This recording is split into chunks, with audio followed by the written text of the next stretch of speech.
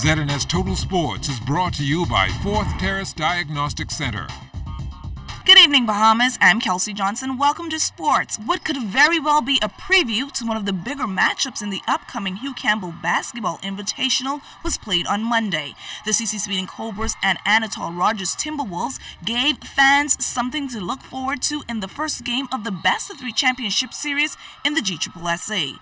Julian Gibson paced the sidelines and had the call for the games. Kelsey, last night, Anatole Rogers senior boys found out that the CC Sweden Cobras are not the C.I. Gibson Rattlers. Both school names start with C, but C.I. Gibson in that semifinal match, well, they had a big lead on Anatole Rogers, but Anatole Rogers came back to advance to the championship.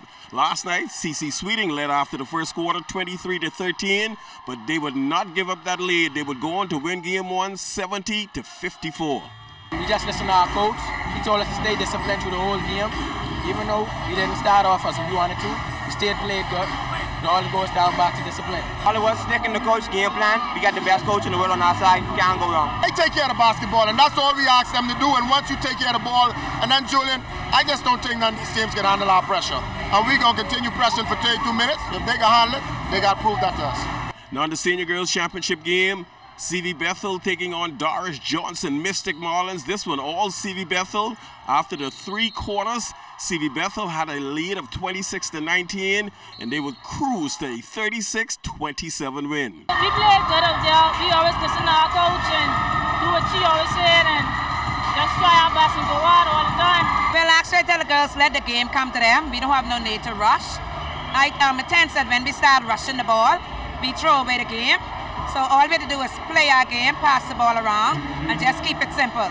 In the junior boys championship game, Coach Mark Hanna and the Donald Davis Royals, boy, they look like royalty against C.H. Reeves. Final score, 49-40. In any 3-game series, it's very important to draw first blood and take the first game because now you're more confident.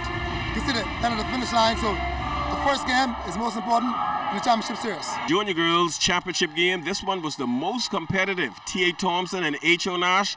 H.O. Nash and Coach Patty Johnson, junior girls holding off T.A. Thompson 42-38. Well, the kids weren't reading the passes.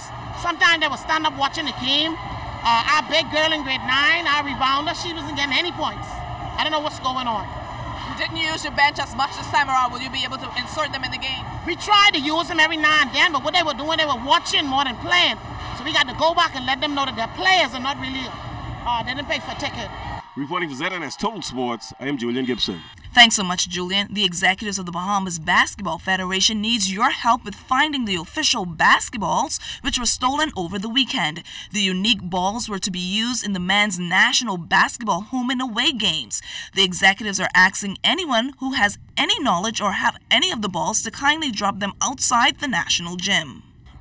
I was actually in Freeport, but Mr. Thompson called me, Arthur, and said that once he made checks on Wednesday evening, and the trailers were properly secured. And upon his arrival here on Thursday morning, when he was doing his preliminary checks again, he noticed that the glass to our trailers were broken, where I kept about 7 or 12 of the official basketballs for the World Cup qualifying tournament. And after checking, he said that 6 of the balls were missing. And, you know, they're unique in the way they look because they actually have the World Cup qualifiers logos on them. So if you see these anywhere on the road, you know that those are the ones that were stolen because we only use them for the basketball games here. The thing about these balls, though, that they're only for indoor use. So if you use them on the outside courts, they're not going to last very long. We're counting the days to the start of the Carifta Track and Field Championships, and our Charles Fisher tells us in this report, the 42nd edition will have a unique touch of the Bahamas. 45 days away and a full color of the Carifta Games on display. Everything you see from the billboards, posters, sponsor booklets, tickets, event programs, and even the mascot, Iggy, have been designed by Kay Sweeting. When Iggy was first presented to me, they wanted Iggy to be hip and cool. And, your first initial thought is, how do you make an iguana cool? It's an iguana. But after playing around with a few sketches and, throwing a couple pages at the wall, you finally come into something that was fun and kind of biggity like any Bahamian athlete. So I felt like that was something that I wanted to portray. AD being slightly biggity, overconfident, that's us. The billboards are eye-catching, featuring some of the top Carifta hopefuls for Team 242. Track and field is something very popular in the moment, so you want people to be excited to come to Carifta, and having action shots, you kind of draw the crowd in, and with a little bit of sparkle, small advertisements, you make it appealing to people. So you want the images, more so the athletes, you want them to stand out most, and you want the logo to pop and all the other information.